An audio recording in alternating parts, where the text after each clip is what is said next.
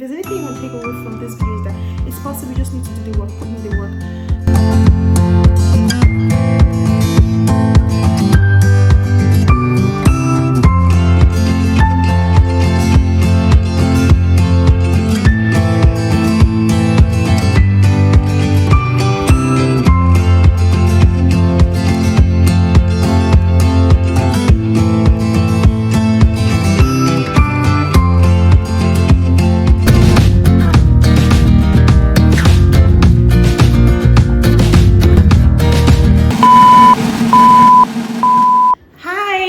Welcome back to this channel.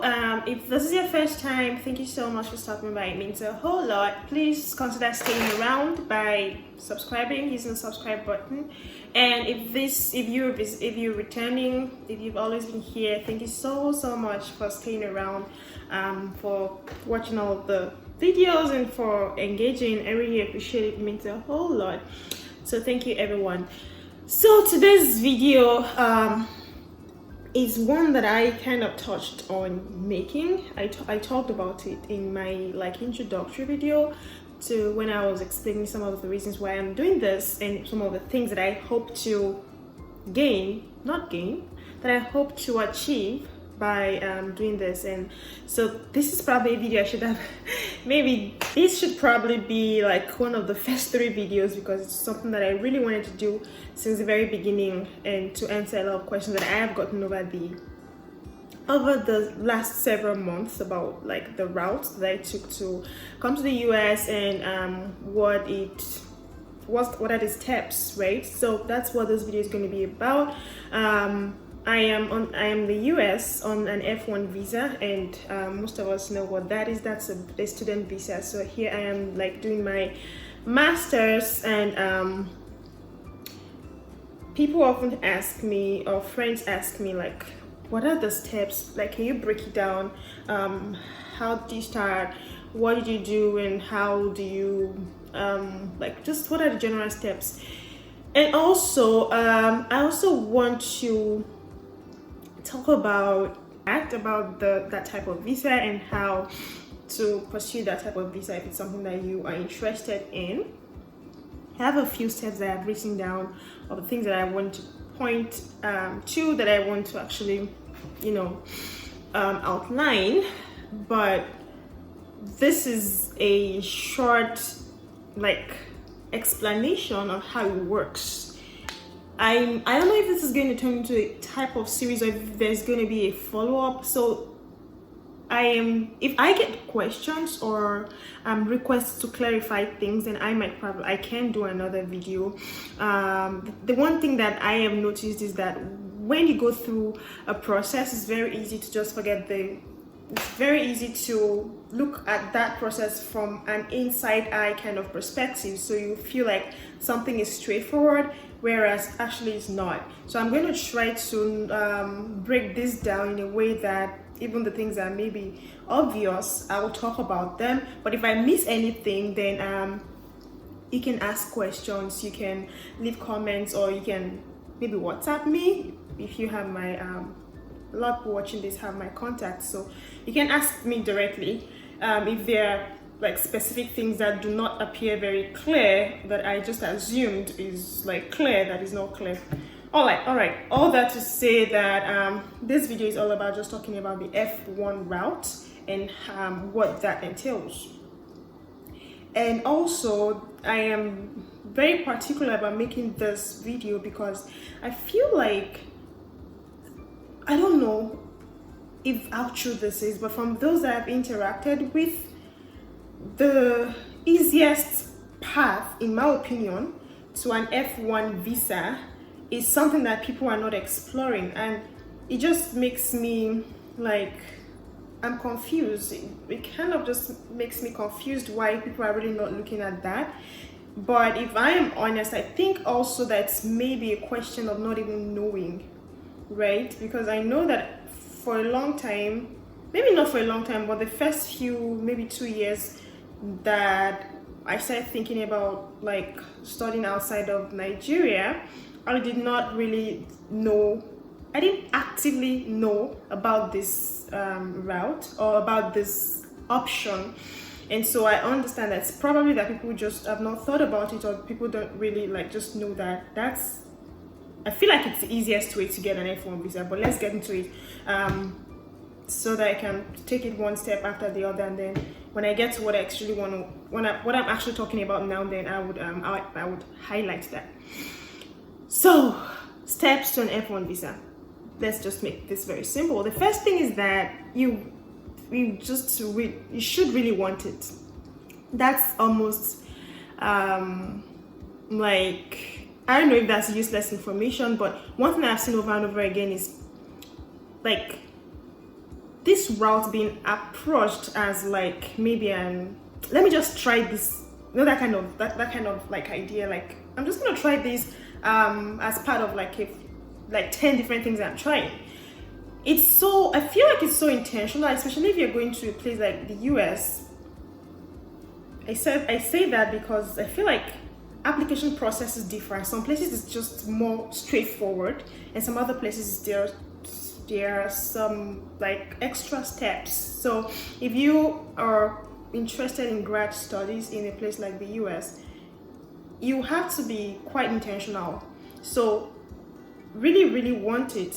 And I believe that if you really want something, there's just this way that you're more motivated to work towards that because you really want it to happen, right? That's the thing that motivates you to find all of the extra information, all of the things that you need to do to actually get there. So let's I tend to like just go on and on, so I'm going to try to not do that this video, because the point is to just get to the information that I'm trying to pass across, right? So first of all, really want it and be intentional about pursuing it. The second thing is that prepare your mind to actually do the work that goes into it. It's not impossible, but it takes like strategy, it takes intentionality, it takes a lot of like, it takes some money and it takes a lot of work. So be really intentional and be really ready to do the research and the work that it involves. Now, the pathway that I was talking about to F1 visa that I feel like a lot of people are not exploring is assistantships. I'm going to explain what that is for those that do not understand. So assistantship is generally just like a work-study kind of arrangement whereby you work with the school that you're studying in, and so your tuition gets waived. That is, you don't have to pay tuition. The school or the department you're working with pays tuition on your behalf, and then you get a stipend. Your stipend amount differs depending on where you are. So it might be like really nice, and sometimes it might be like just struggling. But honestly, I feel like you can actually make it work. So once you don't have tuition to think about, you can make your stipend work for you, and you can like prepare ahead of time to have some extra money before you leave. So the reason why I said this route or this approach is one of the easiest so far that I have found is because almost all grad schools, I make bold to say even all universities, all colleges in the US have the need for staffing, or have the need to have their graduate students work in some capacity or the other on college campuses, because there's so many positions, and many of the positions are like, they don't need a full-time position. They don't need like to hire someone full-time, or like to hire someone and like have them on all of these benefits. And it's just how the college environment, the higher education environment operates. So there are professors, there are assistant professors, associate professors, all of that, and then there is the workforce that is made up of by the grad students, either doctoral grad students or master's levels grad students. So that's what you should be targeting, because almost every school, almost every department has a need for grad student staff, grad student research assistants, grad student teaching assistants, people that can do some of this work that they don't need a full-time position for, yet there's still work to be done.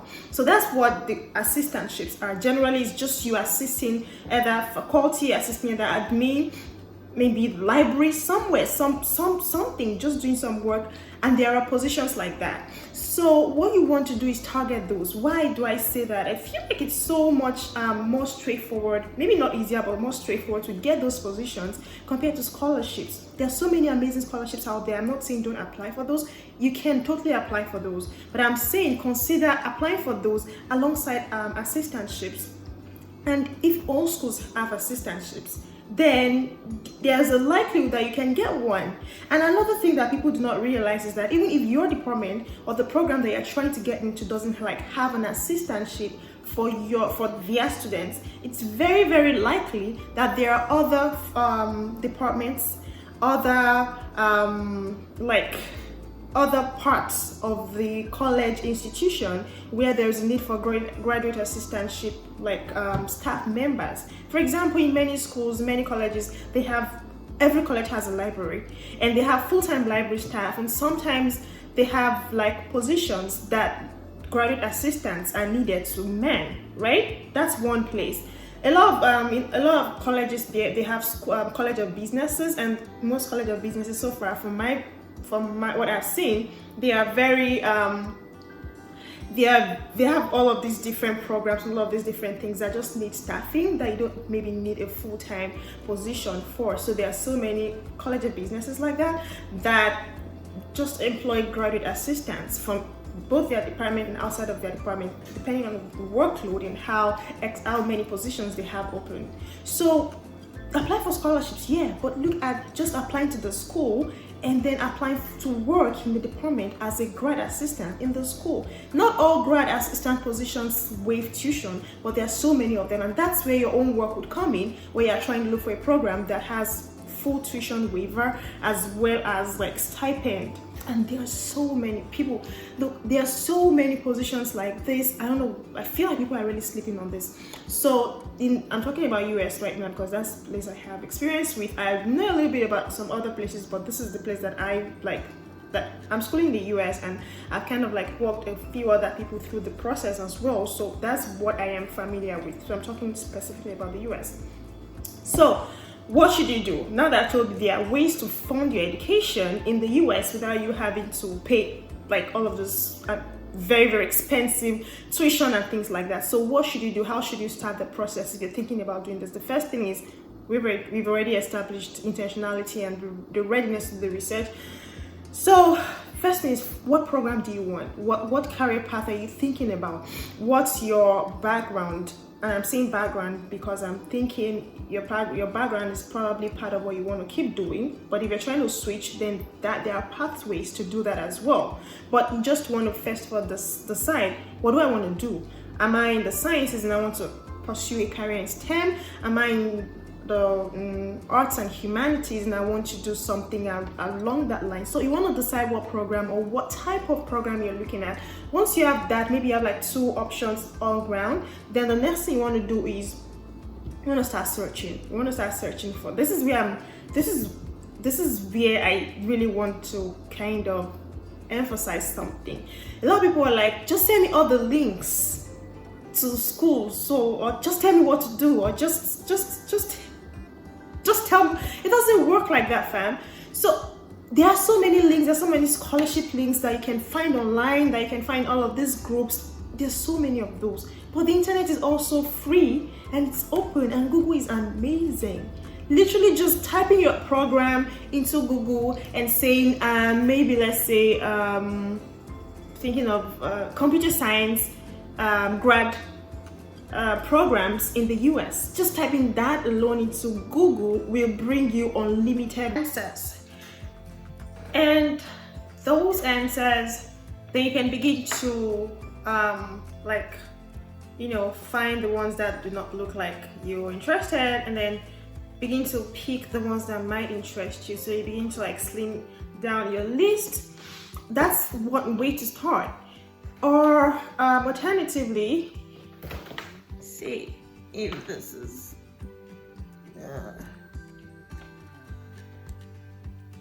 okay. So alternatively, if you have like friends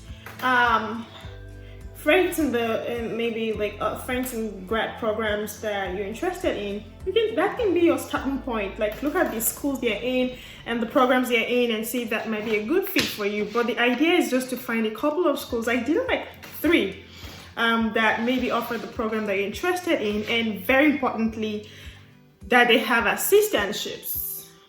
And you will find those on their information page. Every program that you're trying to get into has a website page dedicated to that program. So after going to the general page of the school, let's say maybe Washington State University, maybe that's the school you're looking at. There is a general homepage for that school in general. General homepage for that school. And then on that homepage, you can search for grad programs, and then that takes you to another page, and then eventually you're going to find the page for the program, the specific program that you're trying to look at and find information on. And then once you find that, you will see all the information you need. You'll see the requirements for admission.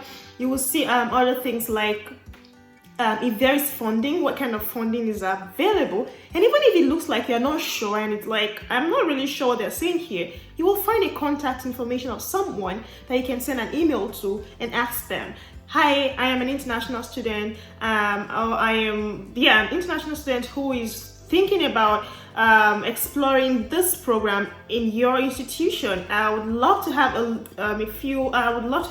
more information specifically related to financial aid and what kinds of programs that you have in place for people who need help with tuition, things like that. I mean, just going off the top of my head, send an email to someone, and I promise you're gonna get a response to let you know if there is like something for you. There is like financial aid, if there is assistantship, stuff like that. You can literally even ask specifically about assistantship. Does this program offer assistantships to grad students in like whatever program they are trying to do? And someone will respond to you and give you all of the information that you need. So that's the first thing. Find a few schools. How do you find those schools?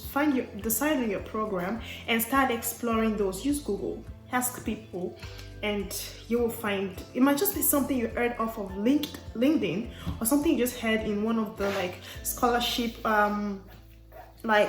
threads. It might just be someone mentioned the school, and then you just go type that school. Especially if you don't have like very specific requirements. Maybe you have like friends in the part of the US and you want to be close to them. If you don't have any specific requirements like that, you can literally just Google any school, or just Google any state in the US and say which universities are in this state, right? Maybe a state you've heard of that you like. And then once you find that list, then start looking at them. What kind of grad programs do they have? Just find 3 programs that look like you might be interested in them and that importantly offer assistantships. This is very important. Now that you have those, you have that master list, then we can talk about beginning to actually apply. So the application process is also another part where you want to be excessively intentional, right? Generally, one thing that I recommend is to just have a master statement of purpose, or like a statement of goals. When I say master, just like one that kind of has all of the things that you have done, all the things that you want to do, and why you want to do your program, right? So and they can then use that as like the foundational documents to align your statement of purpose and your essays to all these schools that you're trying to apply into. And now this is another place where I get a lot of questions, how to do SOPs. I'm going to just tell you my story of how, like, when I started thinking about grad schools and how I wrote my SOP. Seriously, there's hardly any original idea anywhere. You don't have to stress yourself. What I did, I mean, yes, you have to put in the work, but when I was going to start, I felt so lost. I felt like, what is it even supposed to look like? How am I supposed to start? And most people, especially if writing is not like your thing, most people have that problem. But one thing I can assure you of is that if you write from your heart, and then of course you get people to look over it for you, many of these schools want to really hear your voice. So it's not about it being like perfect, it's just about you connecting. You have bringing your personal story, or bringing something that really resonates, right? So what did I do? When I was going to start, I just started looking for samples online. I'm telling you, straight, direct, like simple. I started looking for samples, and then when I found like because I also have, I'm talking about like long, this was like not recently, right?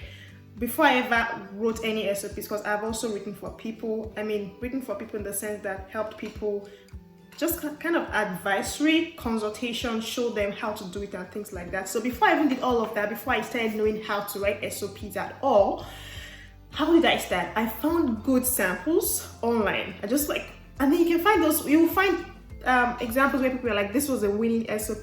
That means that like this SOP got this person an admission, right? Those things are online. So I found like maybe 3 or 4 strong examples like that, and I studied them.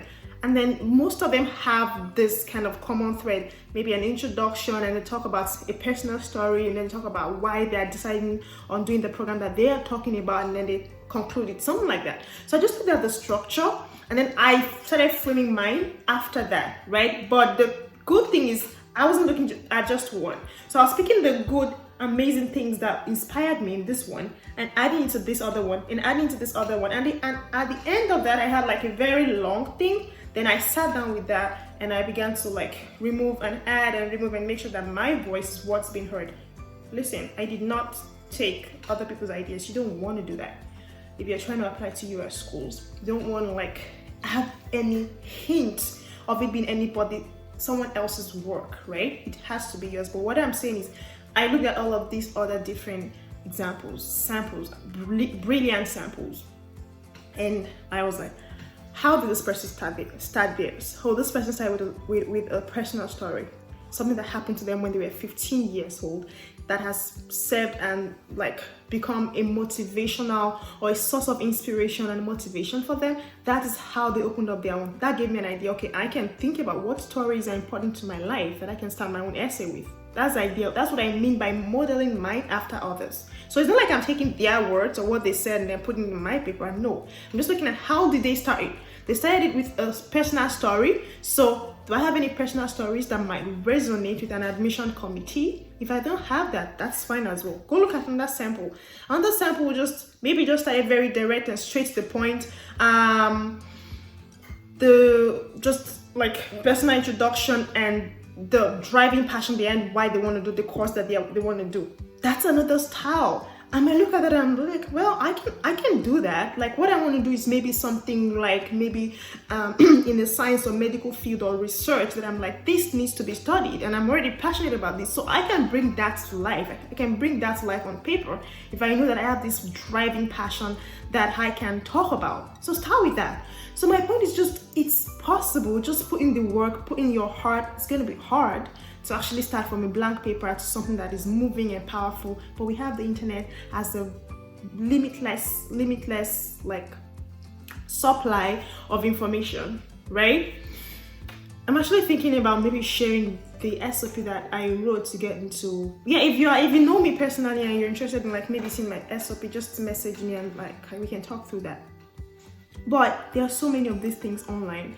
So start writing your SOP. I keep saying SOP because that's like almost like a common thread. Most schools will ask you to write something to show them why do you want to study with us? Why did you choose this school? What are your goals? What are your objectives? Why should we admit you? So that's like just a common thing that you should expect from most of if you are like trying to get admission into a US school.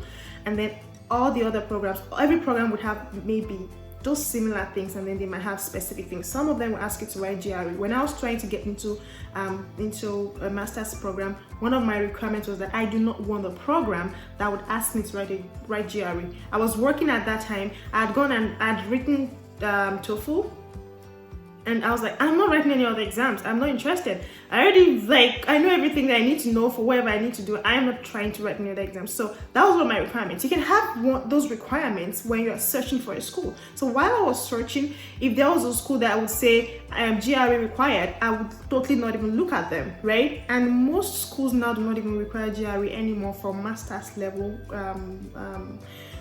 studies. So that's a good thing. But my point is, you can decide on which requirements you don't want to fulfill, right? So find the specific requirements and then start working towards them. If you have decided on like just three schools, then you can just zone in on those schools and put in the work. And another thing that I want to mention is that a lot of people want to get into school in 2023, for example, and then they start working on it in 2023. No, fam.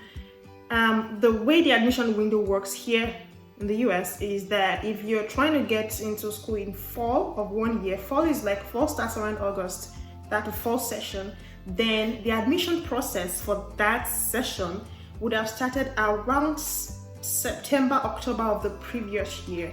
So the year you want to go, you should start doing your application by around September, October of that previous year. Yes, there are programs that would let you, whose admission would be on to like February, but if you're trying to find funding, this is a first come first served thing, because most applications are brilliant. So if they find brilliant applications by around January and those positions are already filled, I mean, it's filled then. So if you really want a funded position, try to make sure that you are getting there as early as possible. So start thinking about it from like September, October, November, writing your essays, doing all the requirements, transcripts.